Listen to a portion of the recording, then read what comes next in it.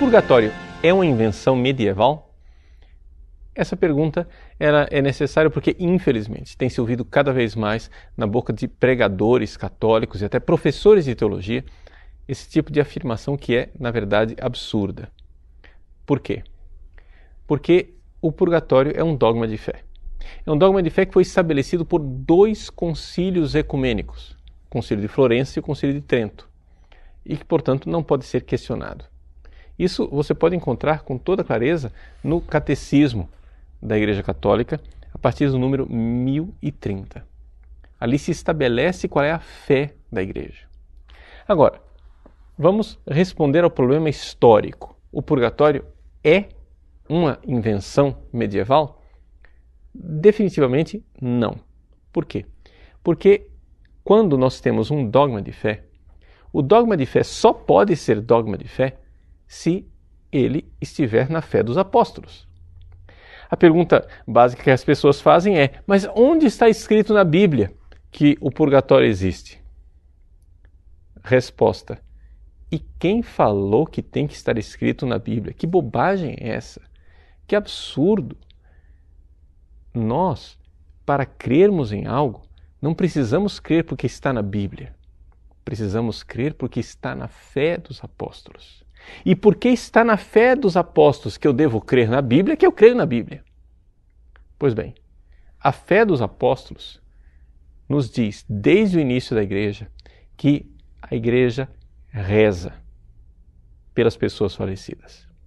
Isto é um fato claríssimo, atestado universalmente em 2000 anos de cristianismo e não somente em todos os lugares. Isso é um critério muito evidente de fé apostólica. Quod semper, quod ubique, quod ab omnibus. Aquilo que foi crido sempre, quod semper. Aquilo que foi crido em todos os lugares, quod ubique.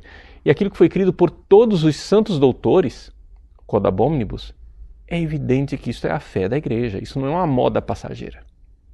Então, peguemos lá, por exemplo, nas catacumbas cristãs, quantas e quantas inscrições, né? Rezando pelas pessoas falecidas. Reze por fulano, dá-lhe, Senhor, o refrigério. Né?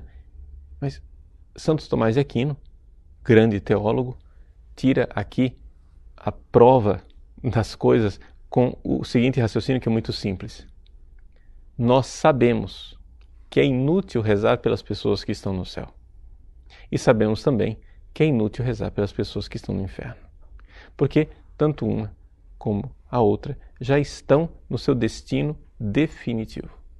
Então, se a igreja, na sua praxe unânime, universal, de sempre, a sua praxe católica, rezou pelos mortos, é porque existe ainda, depois da morte, um tempo. Um período em que a pessoa já salva ainda não está pronta para contemplar a Deus face a face. Agora, isto que está atestado na praxe da igreja e atestado no magistério através do ensinamento constante dos papas e dos bispos espalhados pelo mundo inteiro em 2 concílios ecumênicos, inclusive no Concílio Vaticano II, isto aí também estaria na Bíblia?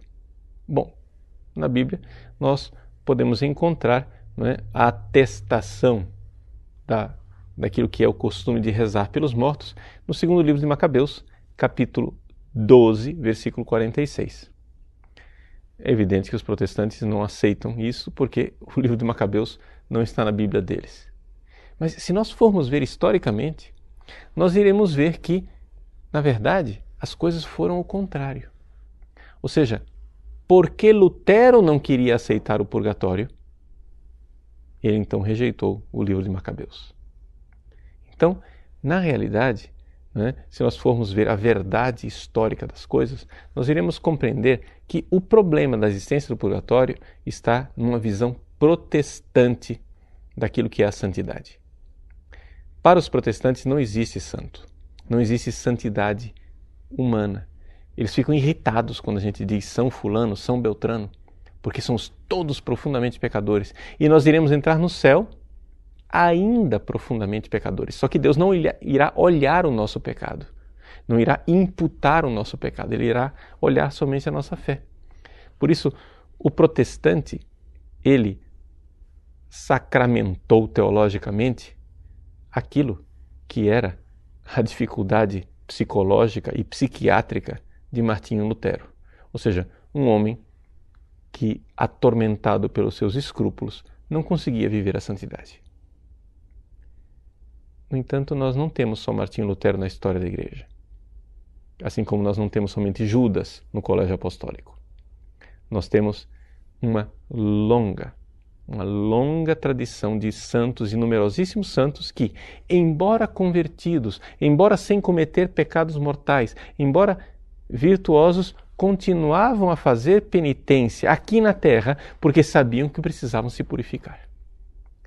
Esta praxe da Igreja, atestada ao longo dos séculos, nos diz isto, que mesmo depois de perdoados os nossos pecados, ainda existem em nós aquilo que se chama-se reliquiae peccati, ou seja, os restos do pecado, os resquícios que ficam em nós dos pecados já cometidos.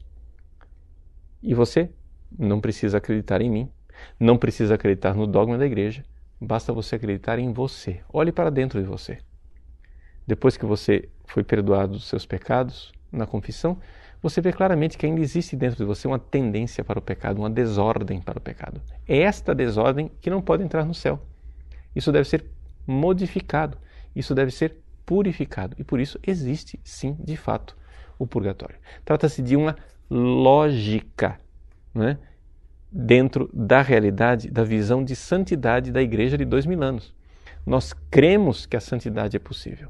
Quando nós olhamos para os santos e vemos que eles superaram essas tendências e essas desordens, e nós olhamos para nós mesmos e vemos dentro de nós essas tendências e essas desordens. Portanto, não se trata aqui de perdoar os pecados mortais. Os pecados já perdoados, ainda assim, nos dão trabalho, poderia dizer, trabalho para que nós nos purifiquemos. Então, trata-se de uma questão lógica. Se não fosse somente uma questão de que está presente na tradição unânime, inconteste e perene da Igreja, que está no magistério e existem indícios claríssimos na Sagrada Escritura, se não bastasse isso, então basta-nos também a lógica. Então, é evidente que, historicamente, a reflexão teológica a respeito do purgatório se desenvolveu plenamente na Idade Média. Mas não quer dizer que ele foi inventado na Idade Média.